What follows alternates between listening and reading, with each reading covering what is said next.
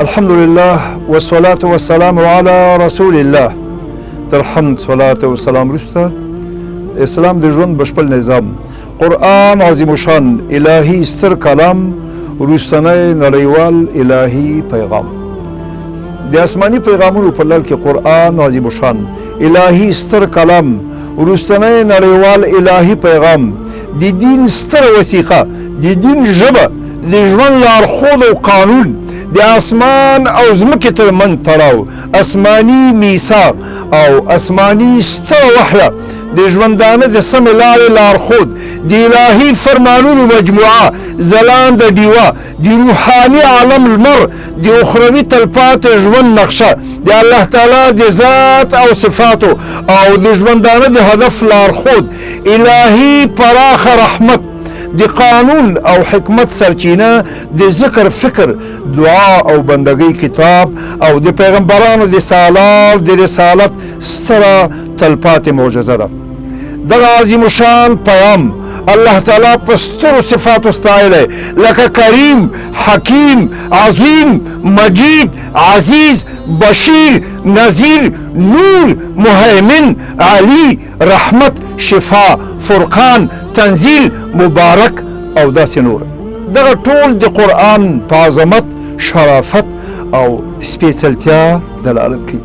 قرآن تر قیامته د ټول بشریت لارښود نور او شفا ده چې بشریت له تیارو څخه د رڼا او له غلامۍ څخه د ازادۍ د جهل څخه د علم د تفریقې څخه د یووالي په لور رهبري کوي په همدې توګه قرآن نړیوال الهي قانون او د انساني ژوند تګلاره ده چې بشریت ته د خپل رب معرفت د دنیا حقیقت او د آخرت پراخه ژوند او له انسي او جیني شیاطینو څخه امن و امان ور په برخه کوي الله تعالی انسان ته عقل ورکړ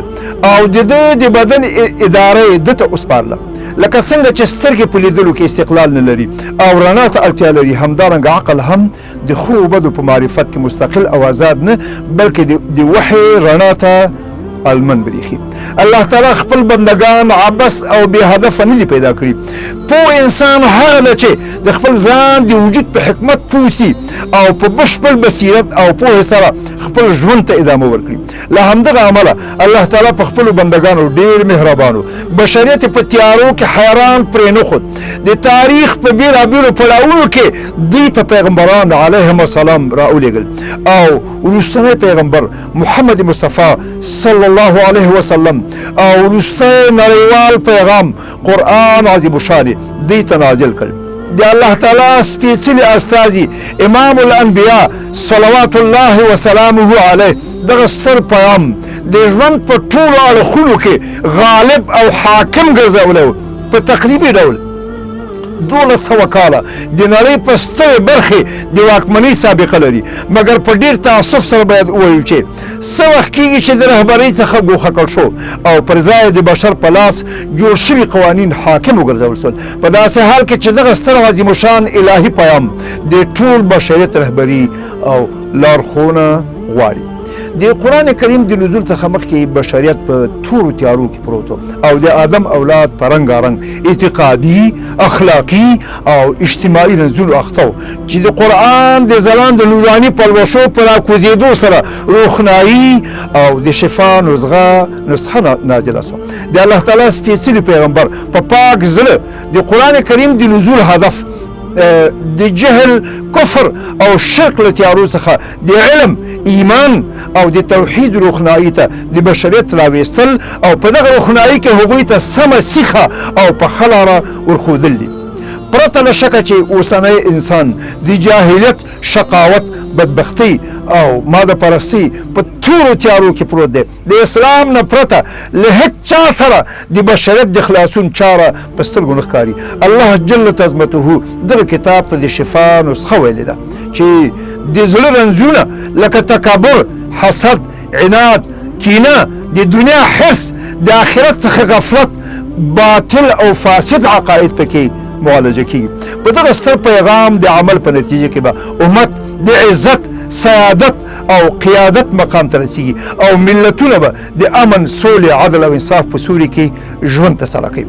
په ډېر تاسف سره باید څرګنده کړي چې نن ورځ مسلمان د قرآن عظیم شان د الفاظو په زده کړې اکتفا کوي په غمونو قبرونو او د رسمي غونډو د پیل لپاره د تبرک په خاطر د نغمو په توګه لولي او د هغه اصلي برکت پوهه تدبر او عمل له یاده ویستلی دی اوس مهال مسلمانان هغه شخص ته ورته دي چې د سیند تر غاړې له تندې مري دغه عظیم شان پیام بشریت د بندګانو له بندګۍ څخه ژغوري او د کائناتو د څښتن بندګان جوړوي افراد او ملتونه د بندګانو خالق او مدبر ذات پورې تړل کیږي په دغه ستر پیغام د عمل په نتیجه کې به امت د عزت سیادت او قیادت مقام ته ورسیږي او ملتونه به د امن سولې عدل او انصاف په سوري کې ژوند ترسره کړي